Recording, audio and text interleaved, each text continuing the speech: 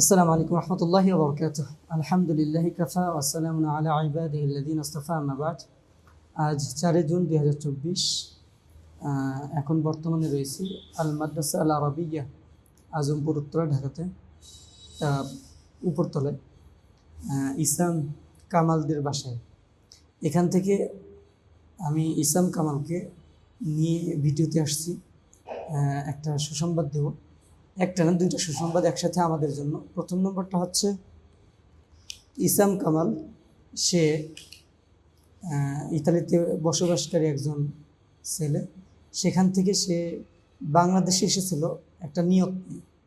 আমরা হাদিস শুনি সহিহুল বুখারীর, বা আমাদের প্রায় সময় এই হাদিসটি সব জায়গায় আমরা আলোচনা করে থাকি, ইন্নামাল আমালু বিন্নিয়াত ওয়া ইন্নামা লিকুল্লি ইমরিইন মা নাওয়া ফামান কানাত হিজরাতুহু ইলাল্লাহি ওয়া রাসূলিহি ফাহিজরাতুহু ইলাল্লাহি ওয়া রাসূলিহি ওয়া মান কানাত হিজরাতুহু লিদুনিয়া ইউসিবুহা আও ইমরাতিন ইয়াতাযাওয়াজুহা ফাহিজরাতুহু ইলা মা হাজারা আলাইহি।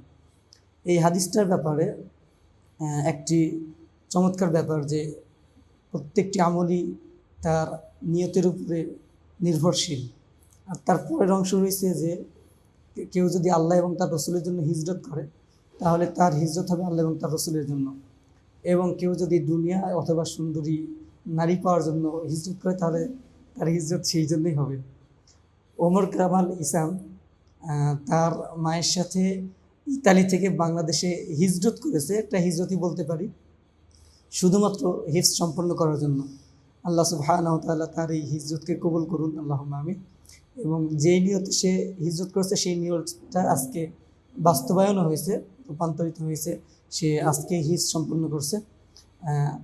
তো আমি এখন তার থেকে সংক্ষিপ্ত একটা তিলাওয়াত আপনাদেরকে শোনাবো।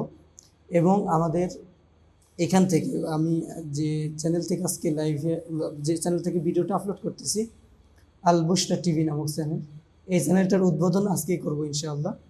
এবং এটাতে পরবর্তীতে ইসাম কামালের সম্পূর্ণ কোরআন তিলাওয়াত সহ আরও অন্যান্য ইসলামিক যা কিছু আছে সব কিছুই দেওয়ার চেষ্টা করবো। আমা তৌফিক ইল্লা বিল্লাহ। তো শুরু করতেছি ইনশাআল্লাহ। কোরআন যেহেতু বরকতময়, এই বরকতের উদ্দেশ্যে ইনশাআল্লাহ আল্লাহ সুবহানাহু ওয়া তাআলা এই বরকত দিয়ে শুরু করবো ইসাম ওমর কামালের তিলাওয়াতের মাধ্যমে ইনশাআল্লাহ।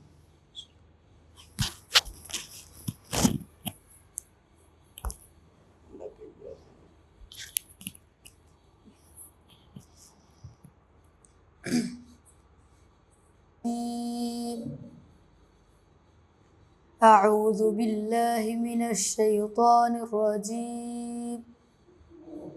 بسم الله الرحمن الرحيم. لنريك من آياتنا الكبرى اذهب إلى فرعون إنه طغى قال رب اشرح لي صدري ويسر لي أمري واحلل عقدة من لساني يفقه قولي واجعل لي وزيرا من أهلي هارون أخي اشدد به أزري وأشركه في أمري كي نسبحك كثيرا ونذكرك كثيرا إنك كنت بنا بصيرا. السلام عليكم ورحمة الله وبركاته. মাশাআল্লাহ, জাযাকুমুল্লাহু খাইরান। সম্মানিত দর্শক শ্রোতা যারা দেখছেন এবং দেখবেন, তাদেরকে ইসাম ওমরের এই হিফজের ইচ্ছা নিয়তের বিস্তারিত ঘটনা দিয়ে অন্য কোনো দিন লাইভে আসার চেষ্টা করব ইনশাআল্লাহ। তবে যেখানে আমরা ইসলামিক রাষ্ট্রে বসবাস করে আমাদের মনে এরকম ইসলামিক চিন্তাভাবনা আমাদের ব্রেনে আসে না, লালন করতে পারি না, সেখানে তারা অন ইসলামিক রাষ্ট্রে বসবাস করার পরেও কীভাবে ইসলামিক চিন্তা চেতনা তাদের ব্রেনে কাজ করে, তাদের অন্তরে লালন করে, এই বিষয়টা জানার জন্য ইনশাআল্লাহ পরবর্তী ভিডিও দেখার জন্য আমাদের চ্যানেলকে সাবস্ক্রাইব করে রাখবেন এবং শেয়ার করে রাখবেন, চোখ রাখবেন অবশ্যই ইনশাআল্লাহ। আসসালামু আলাইকুম ওয়া রাহমাতুল্লাহি ওয়া বারাকাতুহু।